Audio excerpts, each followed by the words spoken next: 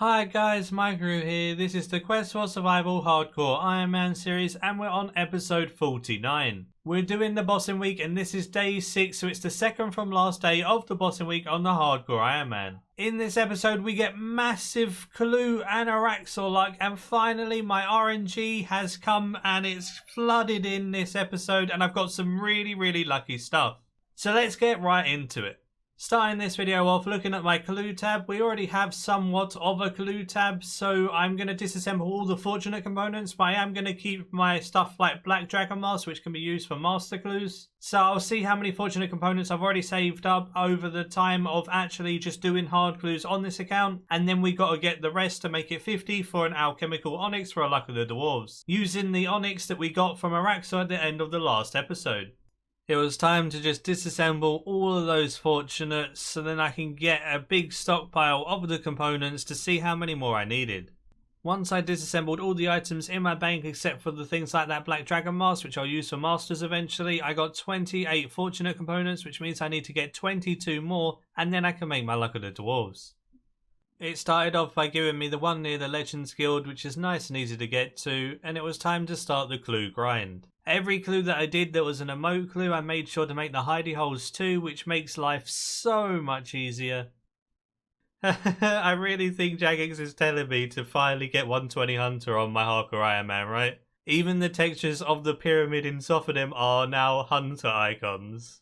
This is hilarious, it's so weird, I love this bug so much. Probably should end up getting 120 Hunter sometime though, because it is a lovely cape. I did 10 hard clues, stacked them up and opened them all up at the same time. I got a fair amount of fortunates here, and whenever I didn't get a fortunate and had a reroll available, I rerolled into a fortunate most of the time, which was really awesome. After disassembling the ones I got from these 10 clues, I now have 34 fortunate components, so now we need 16 more. It goes without saying I'm going to be farming Hellhounds for hard clues because Hellhounds are by far the best. It's decent combat experience at the same time as farming hard clues, so I managed to get 98 strength and 98 attack from these. So only one level to go in both of these to get 2 more 99s on the Hardcore Ironman and progress even further towards max. We got 10 hard clues, time to open them up for some fortunate components, and knowing my luck, let's get a die. Oh, that's actually really awesome. I got 2 fortunates in the same clue, so it's going pretty strong. Let's hope to get some more like that, come on. Hey, another fortunate, we got a Cavalier. Oh my god, I actually got a die! I actually got a Barrows die on my Ironman. Hey! After that clue opening, I also had 41 fortunate components. I did some more hards and I needed 3 more fortunate components and I had 7 caskets. Oh no, I actually only got 2 fortunates in 7 caskets, so I need to do another one.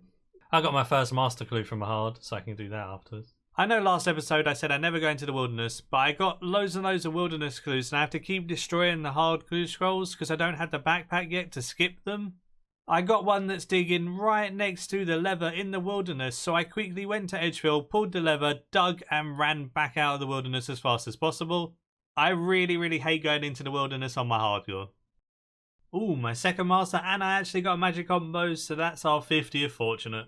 There it is, 50 fortunate components. Pretty sure the only thing I lack now is the refined components, which I can quickly go make. So to make refined components, you just turn junk into refined components with a junk refiner. You can make them with a room bar and some really easy parts. So I made a couple of these and then just AFK'd, made my refined components needed for my Alchemical Onyx. So when I had enough refined components, which it requires 50 as well, which is 2.5 of those junk refiners used, I just went to Lumbridge, went to the forge, made an Alchemical Ring and then enchanted that into a Luck of the Dwarves. So now we've got a nice Luck of the Dwarves. I wanted to test out the ring, so I thought I'd test it out at Krill because I still needed a gown and the boots. I take Zamorak arrows to make things non-aggressive, so then I can just drop that one arrow and then I can have a free inventory space rather than taking something like a Shard of Zaros which has to sit in my inventory. So I went in, did some Krill just like normal. I used my Dragon Rider Lance and my melee setup. I used Penance just to make it a bit easier on my prayer. He did slap me with the hard hit sometimes. He didn't always do it, but when he did, I just made sure my HP was way high enough to obviously withstand that 4k or so. If I'm on full HP, that 4k is nothing, and then I can heal it back up with Soul Split over time on the minions and stuff. Plus he drops plenty of food like tuna, potatoes and sharks, which you can use to have an infinite supply of food. Then he drops the super restores, which give you an infinite supply of prayer pretty much as well. So he gives you all the supplies back to make you stay here forever, really. Very, very easy boss, pretty chill. Decent combat XP too. Ooh, my effigy luck's back. I've got an effigy from Krill. Give me the Herblore XP. Hey, I just got a gown of subjugation and I actually need that. Upgrade. Easy life. I had 25 costume skipping tickets for master clues. This allows me to not worry about getting any of the items and just doing the clues. I just wanted to do some masters on my hardcore Ironman to see if I could get lucky with anything of use. Test out my shiny new ring by getting a die. I got a huge XP star though. It's rare or whatever. And I got pajama bombs. No good. Even going for my second, third, fourth and fifth Araxor kill, I still felt super nervous the whole time. The kills went pretty smooth though, and I'm slowly but surely getting used to having a bad weapon and how to do things and when to do certain things in certain situations. Araxor isn't too hard when you're not pushing high in rage. I reckon I'll do like 4 kills a day or something. I don't want to push it too far so that I get a high in rage cleave or something and die. I want to play it safe, so it may take me a little while to make a weapon, but it will be worth it in the long run by not going too far and pushing it too far and just dying. So around 4 to 5 kills a day sounds perfect to me. Yay! New personal record, 731. That was much quicker. Put my luck of the dwarves on. Click. No way. I guess the Triss key is not the worst thing. The floss, yeah. Nope. Hey, we good? I didn't just snapshot a web, but managed to resonance it, so we're good. Ooh. Where's the leg? I'm so dry, oh my god. Oh, I got a long came spider 1, that's 5 kills. Bum bum, bum bum, bum bum, bum bum bum bum bum bum bum. Oh my god, I got a leg! Oh, and onyxes! Oh my god. Just more onyxes and bottom leg. Wow. Hey look, the luck of the dwarves paid off.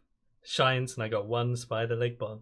The next path I'll be doing is the top path to try and get top leg, but Minions path is the one I'll most likely die on if I was going to die on any, to be honest. Mirrorbacks can be very, very annoying to deal with, so what I'm doing is making some Phoenix necklaces which could save my life in phase 4 or against a Mirrorback. I'm going to take that in my preset to Rax and hopefully it will come in handy. Another thing I wanted to do was get some money so I could buy something from the deep sea merchant today. I sold all of my rune arrows and they sold for nearly 5 mil, which is really, really nice.